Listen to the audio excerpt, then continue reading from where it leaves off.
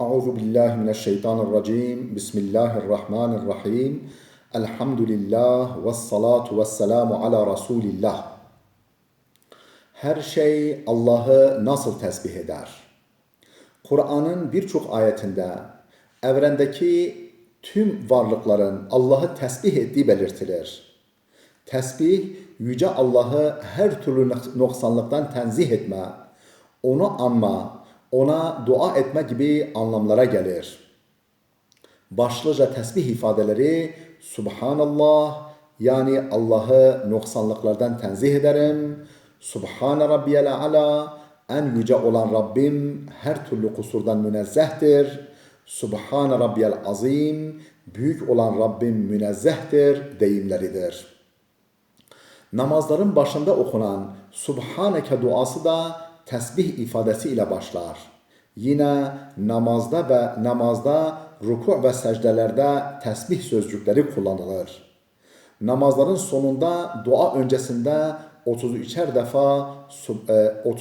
defa söylenmesi sünnet olan cümlelerin ilki Subhanallah olduğu için bu iş için tesbih çekme, dua için de tesbih duası deyimleri kullanılır. Allah'ı zikir için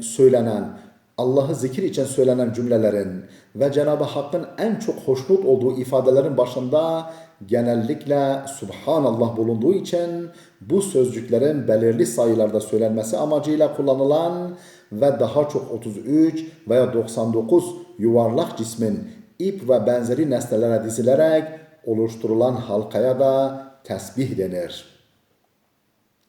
Evrende Allah'ı tesbih genellikle şu usullerle gerçekleşmektedir. A. Sözlü tesbih ve tenzih. Peygamber ve müminlerin tesbihi bu şekildedir. B. Fiili tesbih. Allah'ın dediğinden çıkmama, ona titizlikle boyun eğme, böylece onun her türlü üstün niteliklere sahip ve bir cümle eksikliklerden uzak olduğunu fiilen gösterme, meleklerin tesbihatı gibi. C.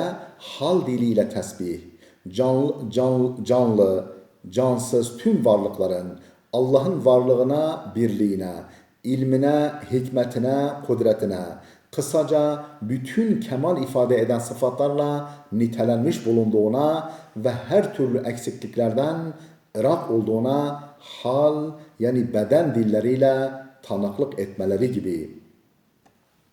Bu taksimat çoğunluk itibariyledir. Yoksa aslında sayılan her bir varlık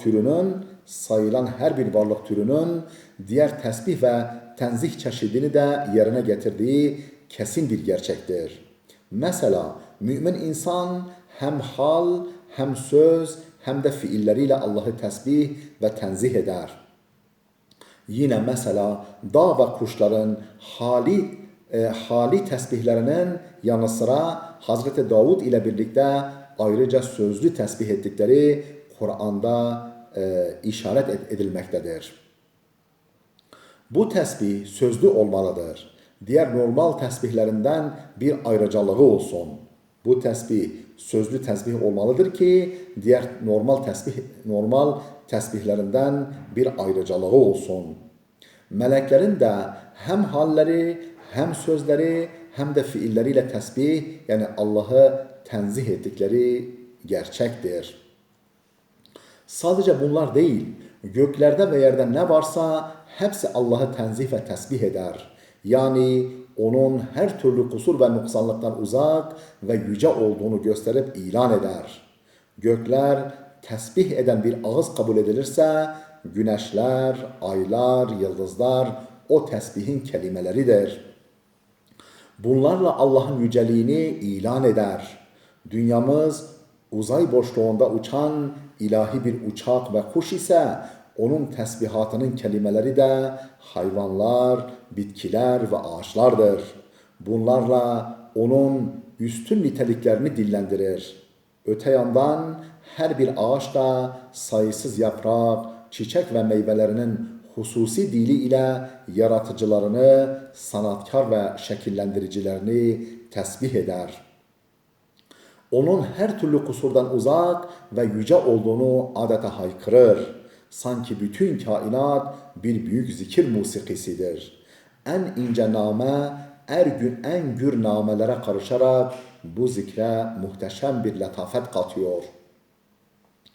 Bu yüksek hakikatleri gönül gözüyle yakından seyretmek isteyen kişi gidip fırtınalı bir denizden, zelzeleli bir zeminden ne diyorsunuz diye sormalı.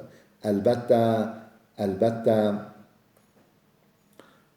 ya Celil, azamet sahibi, ya Aziz, izzet sahibi, karşı konulamayan, ya Cebbar, her şeye boyun eğdiren dediklerini kalp kulağıyla işitecektir.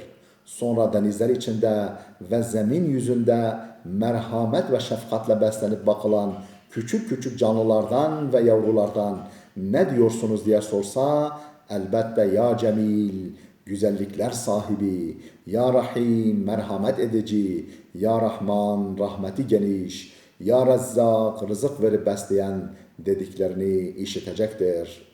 Baharda birkaç hafta içinde baştan başa güzelliklerle dolanan yeryüzüne kulak verse, ya Hannan, çok seven, ya Kerim, keremi bol, ya Latif, ince lütufları olan, ya Musavvir, şekil verip suret giydiren, ya Muzeyyin, süsleyip, bezeyip süsleyen gibi çok isimleri işitecektir.